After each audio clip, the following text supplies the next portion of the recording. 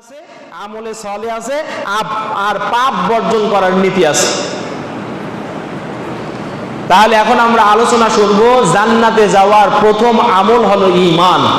জাহান্নাম থেকে মুক্তি পাওয়ার প্রথম আমলের নাম কি? ঈমান। প্রথম আমলের নাম কি?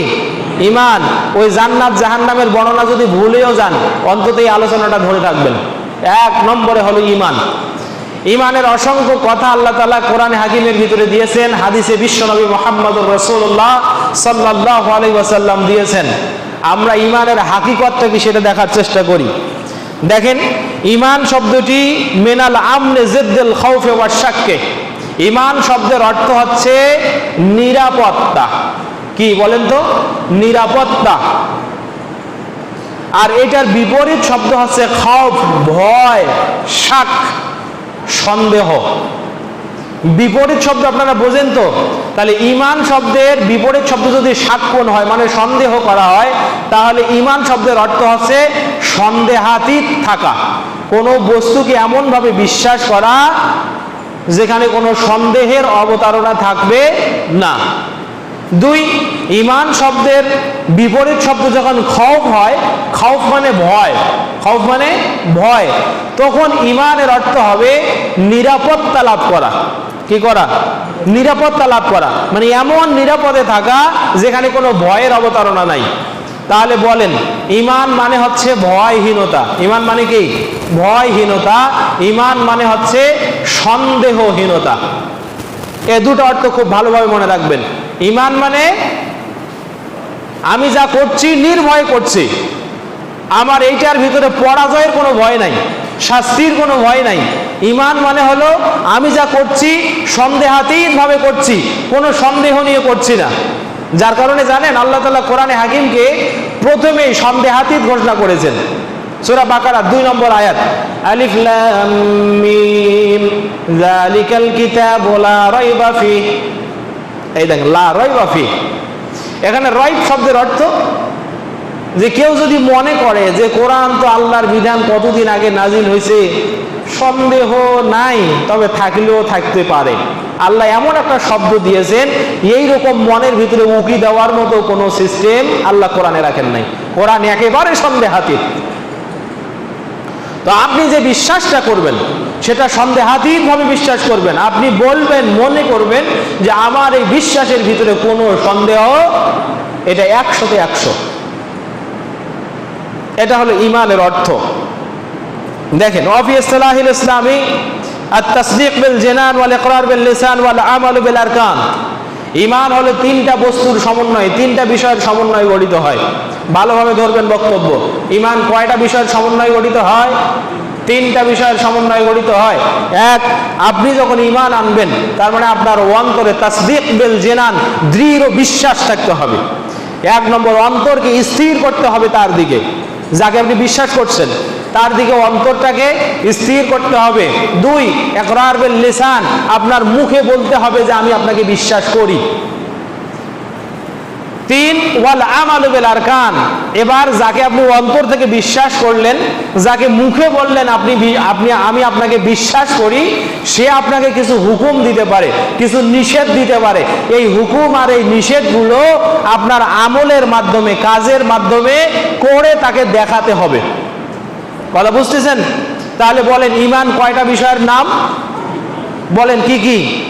1, বলেন না সবাই, অন্তরে বিশ্বাস। 2, মুখে স্বীকৃতি দেওয়া। 3, ওনার যে আদেশ নিষেধ আছে সেটা কাজে বাস্তবায়ন করা। এই 3টার সমন্বয় ঈমান গঠিত হবে। যদি কেউ বলেন যে আমি অন্তরেও বিশ্বাস করি, মুখেও স্বীকার করি, কিন্তু বিভিন্ন অক্ষমতার কারণে আমি পালন করতে পারি না, তাফসিরে কাশফের ভিতরে এসেছে ফাহুয়া ফাসিকুন, ওই ব্যক্তিটা ফাসিক। ওই ব্যক্তিটা কি? ফাসিক। ফাসিক, ওই ব্যক্তিটা হলো ফাসিক। আর যদি কেউ মুখে স্বীকার করে, কাজও করে, কিন্তু অন্তরে বিশ্বাস নাই, কাজা মাসালান আব্দুল্লাহ ইবনে উবাই ইবনে সালুল আল্লাহ নবীকে বিশ্বাসও করছে এবং মানে মুখে স্বীকার করছে নবী আপনি রাসূল, এটা মানি, দীর্ঘ 10 বছর নবীর পিছনে মদিনায় সালাত আদায় করছে, তারপরে আল্লাহ বলছেন ফালা তুসাল্লি আলা আহাদিম মিনহুম মাতা, এ নবী খবরদার, ওই মানুষগুলো যখন মারা যাবে ওদের জানাজা তো করবেন না, ওদের লাশের পাশে দাঁড়াবেন না। রইসুল মুনাফিক, কেন? মনের ভিতরে দৃঢ় বিশ্বাস নাই, মনটা মাঝে মাঝে এপাশ ওপাশ করে, দিনের বেলা মুহাম্মাদের সামনে আর রাতের বেলা ওই বেঈমানদের সাথে। এটার নাম হলো মুনাফিক। আর জেনে রাখবেন, ইন্নাল মুনাফিকিনা ফিদ দারকিল আসফালি মিনান নার, মুনাফিক যে হবে সে জাহান্নামের একেবারে নিচে থাকবে। কাফের জাহান্নামের একেবারে তলদেশে থাকবে এটা আল্লাহ বলেন নাই, মুনাফিক জাহান্নামের নিচে থাকবে, একদম নিচে। গতদিন জাহান্নামের প্রতিচ্ছবি তুলে ধরছিলাম যে জাহান্নামের রক্ত পুঁজগুলো গলতে গলতে একেবারে নিচে চলে যাবে। জাহান্নামের নিচটা, তলাটা হবে সবচেয়ে বেশি ভয়ঙ্কর। আর ওখানে কে থাকবে?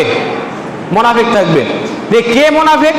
যে আমলও করে, আবার মৌখিক মানে বাহ্যিক স্বীকৃতি দেয়, কিন্তু অন্তরটাকে এখনো ফিক্স করতে পারে নাই, তার জন্য এই ব্যক্তিটা হলো মুনাফিক। আর কাফেরকে মনে মনে একটু হালকা হালকা বিশ্বাস আছে, কিন্তু মুখে কখনো স্বীকার করে না, ওই জন্য আমলও করে না। এটা হলো কাফের। এই তিনটা পরিভাষার মধ্যে কাফেরগুলো কারা? এই যে আবুল আহাব, তারপরে আবু জেহেল, এই যে ফেরাউন, হামান, সাদ্দাত, এরা হচ্ছে কাফেরদের জ্বলন্ত উদাহরণ। এরাও আল্লাহকে বিশ্বাস করতো ভাষা ভাষা, মাঝে মাঝে ঘুম থেকে উঠে আল্লাহকে বলতো আল্লাহ তুমি আসো জানি, কিন্তু মুহাম্মাদকে মানা যাবে না। আবার কাবার গেলাপ ধরে বলছে আল্লাহ ইন কানা হাযা হুয়াল হক ফাআমতির আলাইনা হিদারাতাম মিনাস সামা, আল্লাহ মুহাম্মদ যদি সত্যের উপরে থাকে, তা তুমি তো মাবুদ, তুমি তারও স্রষ্টা আমারও স্রষ্টা, তো তুমি মুহাম্মদ সত্যের উপরে থাকলে তুমি আমাদেরকে পাথর বর্ষণ করো আমাদের উপরে। এই দোয়া করছে আবু জেহেল। কে করছে? আবু জেহেল, সূরা আনফালে আছে। তাহলে এ যদি আল্লাহকে বিশ্বাস না করতো, তাহলে কাবা ঘরের দেয়ালে হাত দিয়ে এই দোয়া করে? তারপরে কি আবু জেহেল ইমানদার? কেউ ইমানদার বলে আবু জেহেলকে? কেন বলে না? তার মৌখিক স্বীকৃতি নাই, মুহাম্মদ সাল্লাল্লাহু আলাইহি ওয়াসাল্লামের নবুয়তের উপরে তার স্বীকৃতি নাই, আর মুহাম্মদ সাল্লাল্লাহু আলাইহি ওয়াসাল্লামকে স্বীকার না করার কারণে, আমল না করার কারণে এটা হচ্ছে কাফের। এই তিনটা পরিভাষার মধ্যে দেখেন, আমি আপনাদেরকে বলছি তিনটা গুণের সমন্বয় ইমানদার হওয়া যায়। এক, তাসদিক বিল জিনান, দুই, ইকরার বিল লিসান, তিন, আমাল বিল আরকান। এই তিনটার সমন্বয়ে ইমানদার হওয়া যায়। কারো যদি একটা আছে দুটা নাই সে কাফের, কারো দুটা আছে একটা নাই সে মুনাফিক, আবার যার অন্তরের বিশ্বাস মৌখিক স্বীকৃতি আছে কিন্তু আমল নাই সে ফাসিক। এই তিনটা পরিভাষার মধ্যে এই ফাসিক পরিভাষাটা একটু হালকা। কোন পরিভাষাটা হালকা? ফাসিক, এই পরিভাষাটা একটু হালকা। আপনি বিশ্বাস করেন সালাত ফরজ দিয়েছেন আল্লাহ, তাহলে অন্তরে বিশ্বাস হলো, মৌখিক স্বীকৃতি দিলেন যে হ্যাঁ সালাত ফরজ, এটা আমি বিশ্বাস করি, মানি। যদি এখন বলি পালন করি না কেন, পালন করেন না কেন, তো বিভিন্ন কারণে পালন করতে পারি না, এটা কিন্তু কবিরা গুনাহ। কি গুনাহ? কবিরা গুনাহ। আহলে সুন্নাত ওয়াল জামাতের বিশ্বাস হলো, মতানৈক্য আহলে সুন্নাত ওয়াল জামাতের চূড়ান্ত মত হলো কবিরা গুনাহকারী চূড়ান্ত জাহান্নামী নয়। জাহান্নামে একবার ঢুকলেও আল্লাহ তাআলা তাকে যে পরিমাণ গুনাহ তার আছে ওই গুনাহ পরিমাণ শাস্তি দিয়ে আবার বের করে এনে জান্নাতে দেবেন। কথা বুঝতে পেরেছেন? এবার আসেন, তাহলে এই তিনটা শর্ত আপনাকে ভালোভাবে বুঝতে হবে। এই ঈমানের উসুল মূলটাই হলো বিশ্বাস রাখা, আর আমলগুলো হচ্ছে এটার শাখা আর প্রশাখা। এবার আসেন, আপনি যদি এবার বলেন কোন কোন বিষয়ের উপর ঈমান আনতে হবে, আমি যে এই তিনটা কাজ করব কোন কোন বিষয়ের উপরে, আমি কাকে অন্তর থেকে বিশ্বাস করব, কোনটা মৌখিক স্বীকৃতি দেব, আর কোনটা আমি আমল করব, এইগুলা কিভাবে জানা যায়? তাহলে আমার কথা নয়, আসেন মিশকাতুল মাসাবি কিতাবুল ঈমান হাদিস নম্বর 1। আল্লাহর নবী মুহাম্মদ সাল্লাল্লাহু আলাইহি ওয়াসাল্লাম, এই হাদিসটাকে বলা হয় উম্মুল হাদিস। কি বলা হয়? উম্মুল হাদিস। ফাতিহাকে যেমন বলা হয় উম্মুল কোরআন, কোরআনের মা, তেমনি হাদিসের কিতাবে একটা হাদিস আছে যে হাদিসটাকে বলা হয় উম্মুল হাদিস, সমস্ত হাদিসের মা। সুবহানাল্লাহ বলেন না? জিবরাইল আমিন একদিন আসছে, একেবারে ধবধবে সাদা কাপড়, চুলগুলো এত কালো কুচকুচে, দূর থেকে আসছে, মানুষের সুরত ধরে কেউ চেনে না। এমনকি জিবরাইল আমিন এসে আল্লাহর নবীর হাঁটুর সাথে হাঁটু লেগে দিয়ে নিজের হাঁটুর উপরে দুই হাত এইভাবে বসিয়ে দিয়ে বসে গেলেন।